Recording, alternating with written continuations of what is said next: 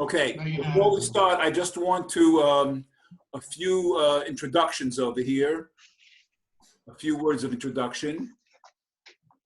So far during this entire period, the people who've been winning are the people who believe in science, the people who believe in halacha, not the mystics. And we have to be very careful at a time when it's pikuach nefesh, that we know how to relate properly to the combination of mystical belief or things like that, together with hard science, hard halacha, etc. Personally, I think the internet is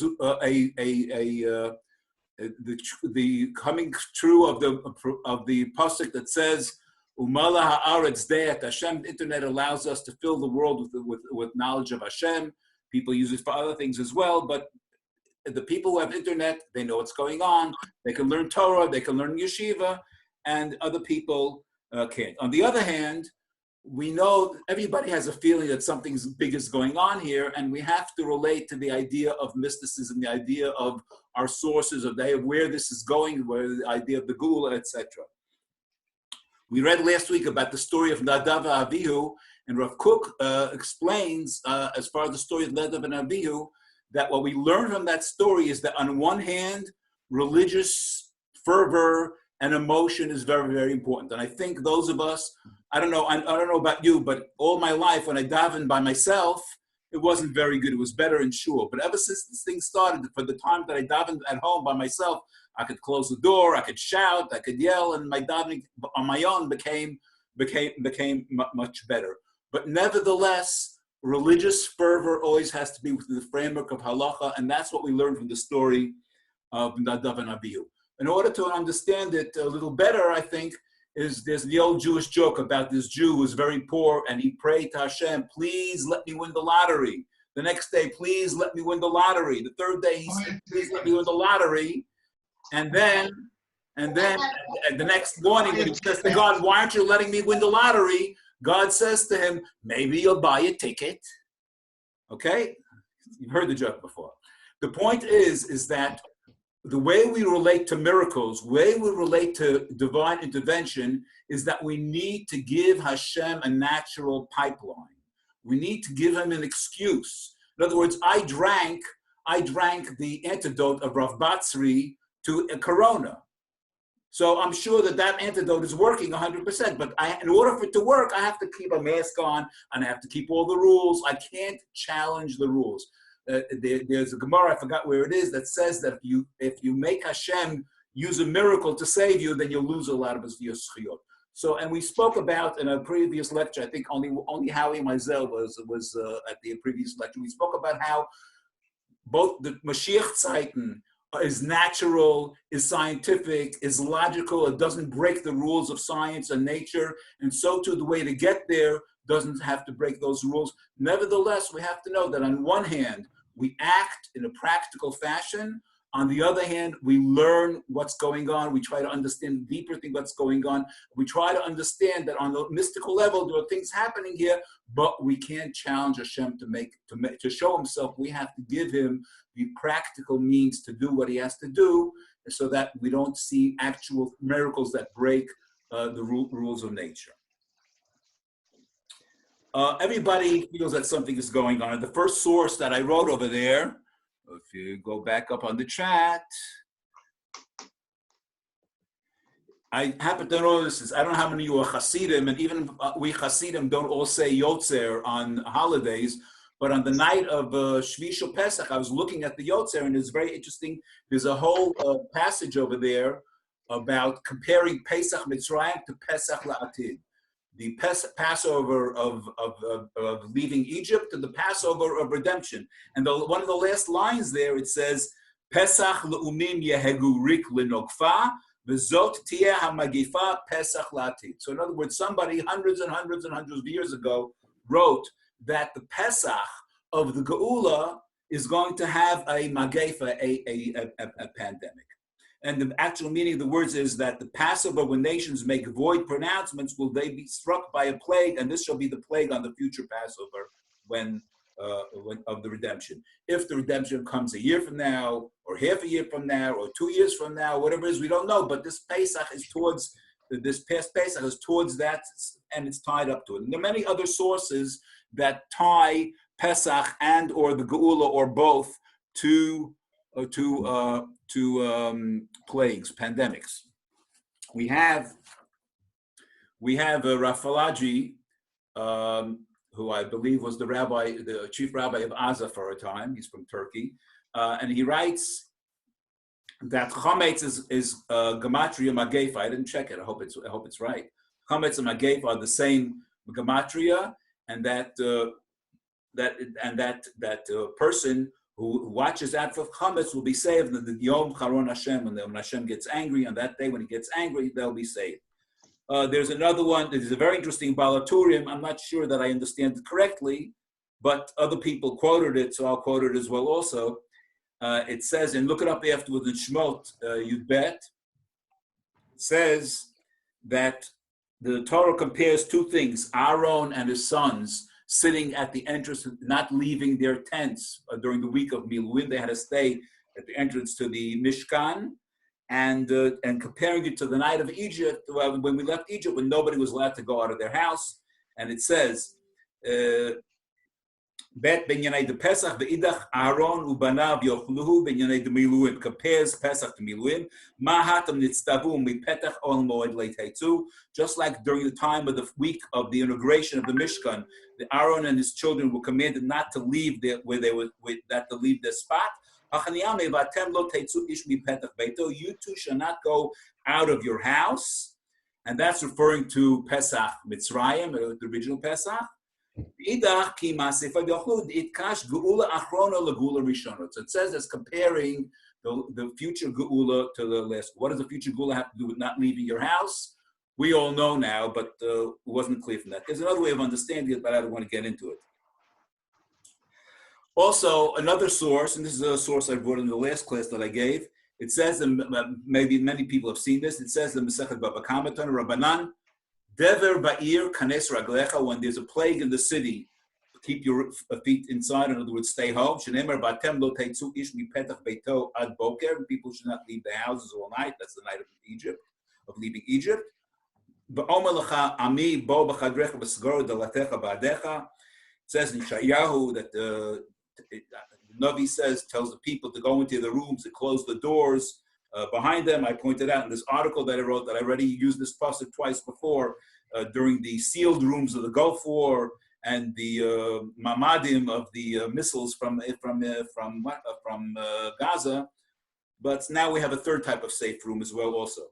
And the last pasuk that's brought there is Michutz teshakel cherev michadarim eima.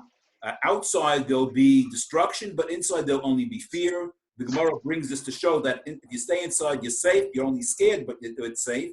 And as I pointed out, the Tar Yonatan brings this as a metaphor. He says that the people who live outside of Israel, unfortunately, will be killed, and the people who live inside Israel will only suffer from fear. That's the Targum Yonatan.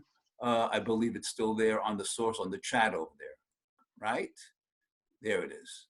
Okay, so those are the various sources that tie plagues to Geula or to Pesach or to both. Now, I want to try to make some sense out of all this stuff, and so I'm going to give you the next batch of sources. Just 1 second. Let's go to here. I'm not sure. Very good. Yeah, hold on 1 second. Hold on 1 second. Where are you, Zoom? Hello? No, not you. There you go. I'm sorry.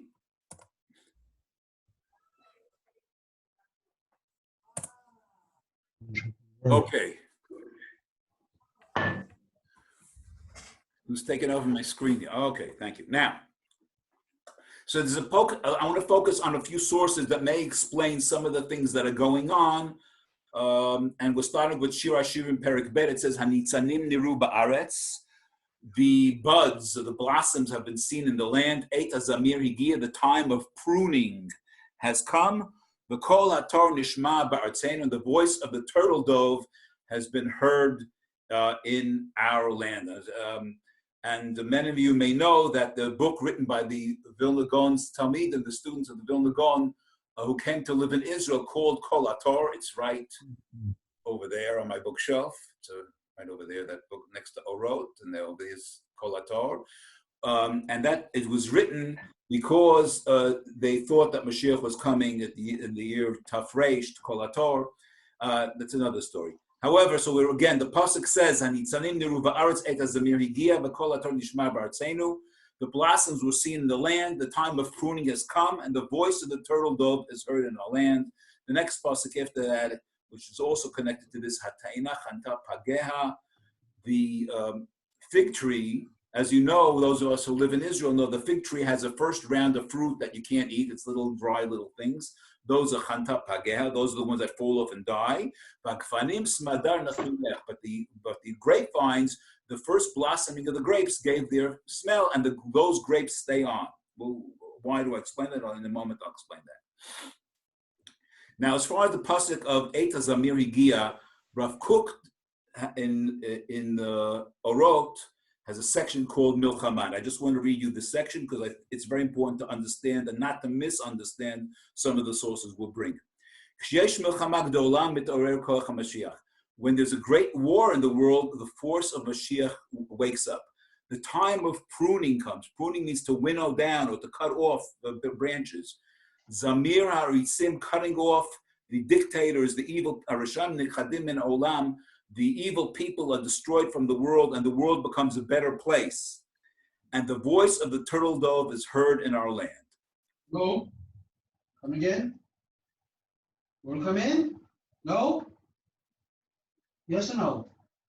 Who are we talking to? Okay.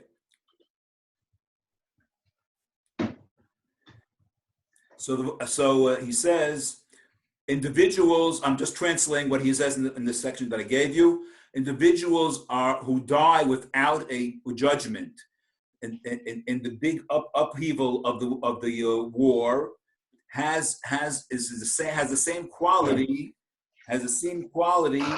as the fact that when tzaddikim die, their death brings kapara of forgiveness to the world. And the people who die in this mass killing of a war, and it brings better, it makes the world a better place. Basically, and then he says, after the war is over, the world is renewed with a new spirit, and the footsteps of Mashiach are revealed even more greatly. And according to how big the war is, in both in quantity and quality, so too does our expectation of the feet of Mashiach. And that's what it says, Baal milchamot, zorei tzedakot, matzmiach yeshuot, boreh refuot. God is the God of war, but he plants righteousness, he brings the Yeshua, he saves us, and he creates refuot, or medications, or cures for diseases. What is Rav Kook saying? And we have to understand very much. He says, and it's hard to understand this, but basically when a lot of people get killed, two things happen. The bad people leave this world, and therefore this world gets better because all the bad people leave. And the good people who die, even though they may not deserve it, the fact that they die brings a kapara. It says that mitat tzadikim is mechaper, that when a tzaddik dies and goes up, that brings forgiveness to the world. So Rav Kook says basically that when there's a war, when there's mass death, and good and bad people the world goes up somehow. Something it's hard to understand. Okay. Next source. Now we're going to go to the Medrash on Shir HaShirim here. Go back out.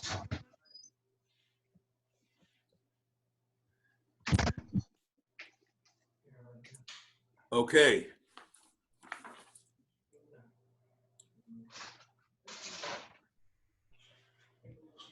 So it's on the Medrash on this section of Shir HaShirim says as follows. First of all, as far as Kol HaTor, Amar Rabbi Yochanan, Kol Tayar Tov Nishma B'Artzeinu.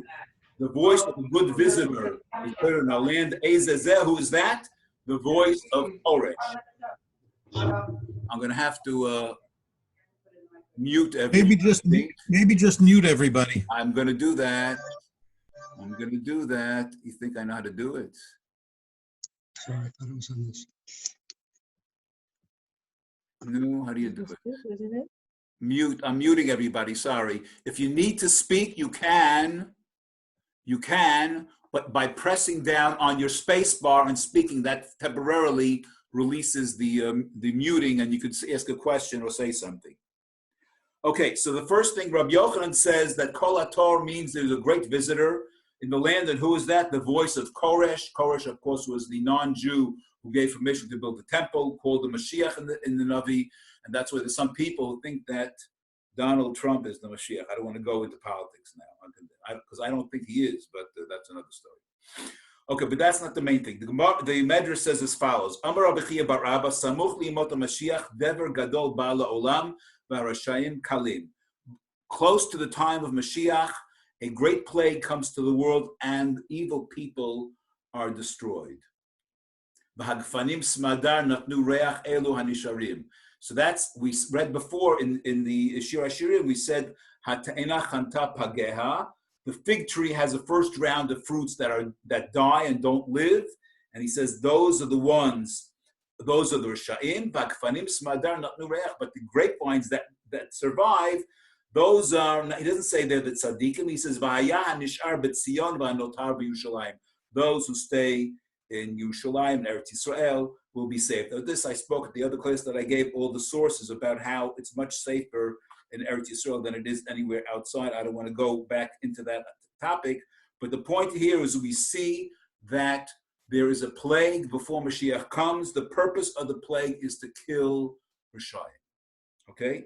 Just remember what Rav Kook said, because we look at the Yeshiva World News, we look at and we see so many Rabbanim, so many holy people dying, and we can't judge any individual person what they are.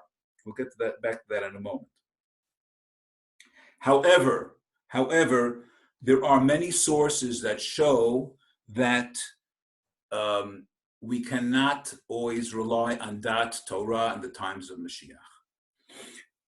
Amar Reish Lakish. This is also in the same place that it's brought in the Gemara in Perek Chelek and in other places as well. Amar Reish Lakish, Dosha ben David ba, Beit Havad Yil Znut. Rashi says Beit Havad is the yeshiva. It becomes a place of Znut. I don't want to talk about that.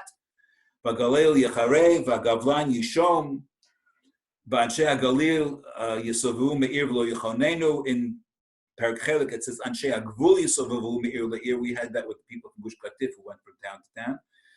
But that's not what I want to talk about. I want to talk about the following: the Chochmat Hasofrim Tisrach, the knowledge of the Talmidei Chachamim will stink. Yirei Chet v'Anshe Chesed Nesafim, and people who are God-fearing and do Chesed are gathered together, or maybe taken from this world. Nesafim means with the Sefer Lamav.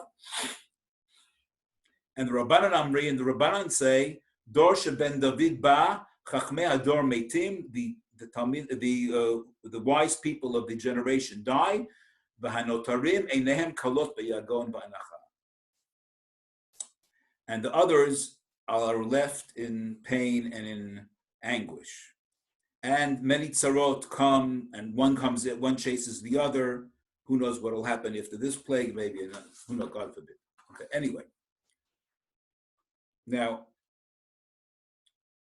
I want to say something that may be controversial, but I want to be careful about how I said it.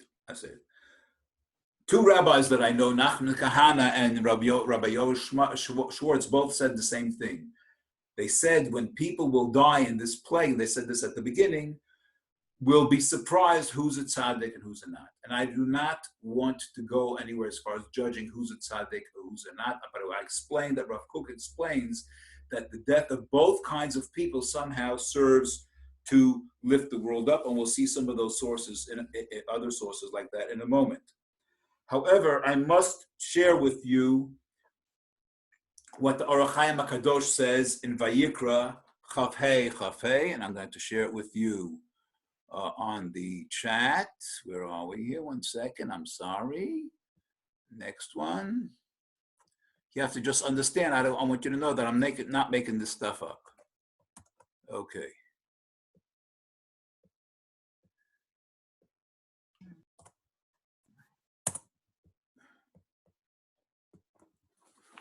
Okay. So the pasuk says as follows: Ki yamuch achicha umachar me'achzuta. When your brother becomes poor and he'll be sold off from his land, uva goalo hakarov elav. So his relative who is close to him should come, bega'alit mimkar achiv, and he should redeem the property that was sold off by his brother. Ve'ish ki lo yeh lo goel. But if the person does not have someone to redeem his property, then he'll have to find it on his own and find the money to buy back his property. That's the pasuk. That's a simple side of the pasuk. The Orach Chaim HaKadosh, anytime he says the word lirmoz, my ears pick up. So he says as follows: This passage is a metaphor, and he says, and it's talking about ki yamuch achicha.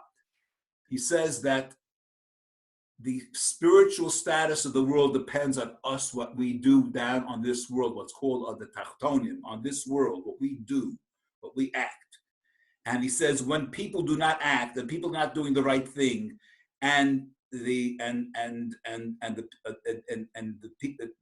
people don't do the right thing and they go away from what they're supposed to do, then the pillar of holiness gets weakened, because everything, the pillar of holiness and what happens in the heavens above depends on us and what we do on this world.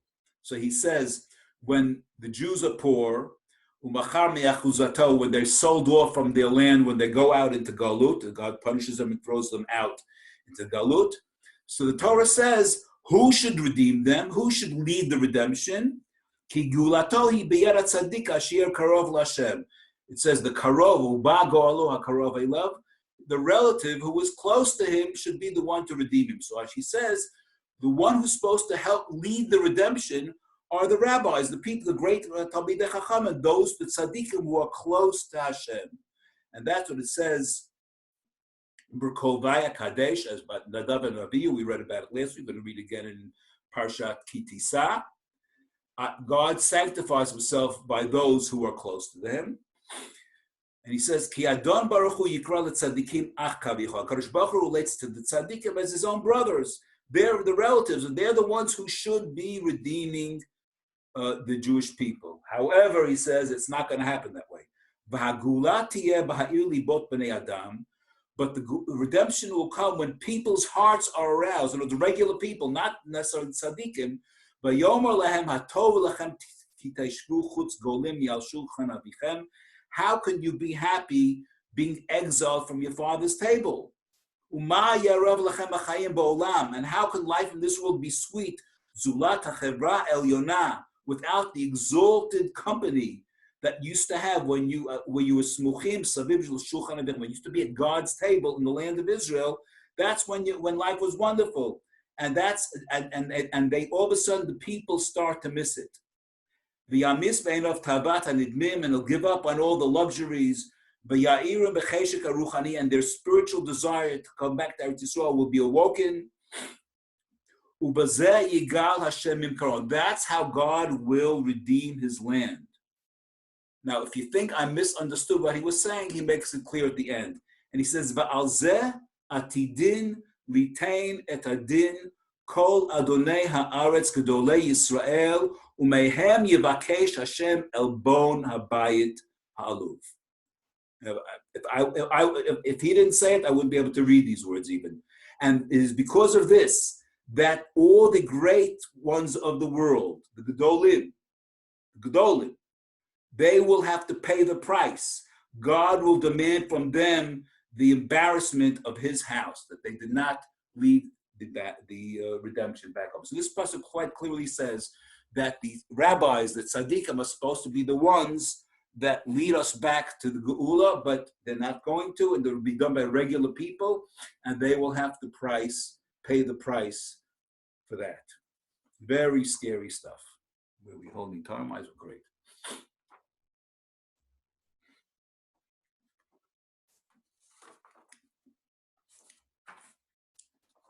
Now I want to go back to Shir HaShirim, to another pasuk. It says, Dodi Yarad, I'm sorry, I have to give you more of the sources. 1 second. Ooh, what happened over here? Oops, it's not here. Okay. I apologize. I sent off the source sheet too early. I have some more things I want to share with you. It says in Shir HaShirim, Dodi yarad l'gano la'arugot abosem lirot baganim v'lokot b'shoshanim. My friend, or my lover, my friend went down to the garden, to the fragrant garden, to walk around in the gardens and to pick the flowers. So the Medrash says, Dodi zakarosh baruch hu. This is Hashem going down into his garden. The garden represents the world. La'arugot abosem elo Yisrael. He goes down to the Jewish people. Lirot baganim, that he walks around in the gardens. Elu batei knesiot u'batei midrashot. V'lilkot b'shoshanim l'salek et hatzadikim shebi Yisrael, to take away the tzadikim in Israel. Once again, we see another source that the tzadikim will be taken away from us. And this is not something that happens by accident. It seems, and I saw this in the Torah Shlema, but I've seen it in other places also, it seems that every time the Jewish people have to take a step up in holiness vis-a-vis the Beit HaMikdash, there's death comes to the holiest people. We just read about Nadav and Avihu, Berkovai Kadesh, at the inauguration of the Mishkan. They were taken from us, and it's not clear if they did anything wrong altogether. We read not long ago about David HaMelech, that when he went to buy the Temple Mount from Aravna the Yevusi and wanted to build a Mizbeach there was a plague. And also we just read an Haftarah just last week, I think it was, that about Peretz Uzzah, when David HaMelech brought the Aron HaKodesh, the Holy Ark, to Yerushalayim, it slipped, and Peretz tried to stop it from slipping, Uzzah tried to stop it from slipping, and God killed him on the spot. And the question was, what did he do wrong? Just like Nadav and Avihu, we don't understand what they did wrong. We don't understand what they did wrong. So we have a situation where all of a sudden, many, many, many holy people are dying. We don't know, we aren't the ones, we have no right to judge who's a tzaddik, who's not a tzaddik. Rav Kook explained that at times like this, when there's death stalks the streets, that both the death of good people and the death of bad people somehow operate to lift up the world. And here we saw 3 different cases of before something important happens with the Beit HaMikdash,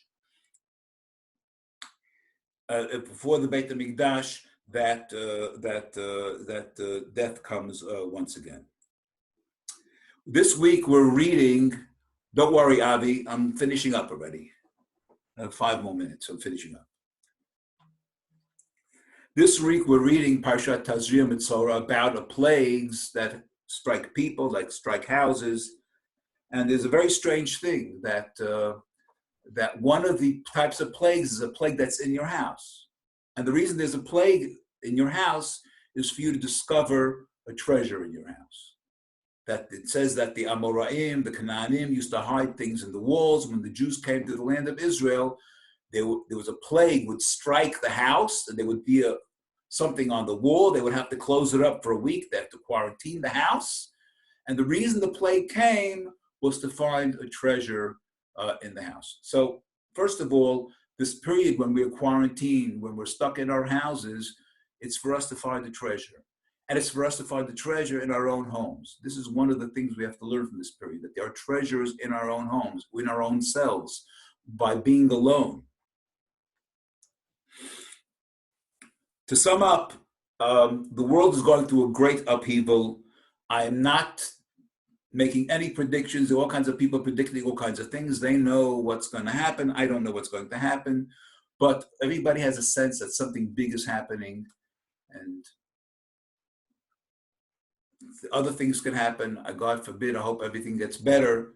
But we don't know. It says that in the times of Mashiach, one Sarah chases another. could be that we're so proud that we rely on the internet to learn Torah, and maybe tomorrow the internet will be taken from us, it'll collapse or something like that. Who knows what could be. Hope everybody has books in their houses besides. So the first thing is that we have to know that on one hand, we have to act practically. We have to act according to the halacha. We have to act according to the Misrad HaBriyut, to the health services, according to science, according to logic. That's how we have to act. But we have to be open to the idea that something is happening and things which we cannot understand may be happening. I spoke in my last class about the fact that when Mashiach comes, Israel is going to be the strongest country in the world. And we didn't notice that Israel became the 8th strongest country in the world. It's also a miracle. And things could happen that who knows what will be in the future. We have to be open our eyes and understand that God is running history. But on the other hand, we have to act according to what's given to us by our rabbis, by our scientists, by the halacha. So the other thing is that we should look for the treasures in our own home. And the third thing is that we should look also forward to hopefully building the Beit HaMikdash. These things happen before we take a step up to a higher level of Kedusha, and hopefully that will happen speedily in our days. I just want to finish off by wishing us all the ability to be able to be back out on the streets. It says, Od Yeshvuz Kedim. Once again, old people will sit in the streets of Jerusalem of old age with their sticks and with their canes in their hand. So, the Metzudat David says on this pasuk, and that Od Yavo Zman HaGeula Atida V'Yashvuz Kenim Zkenot B'Rechovot Ratzalom Lo Yisigim HaChulsha L'Shevet Bayit Ki'im B'Rechovot.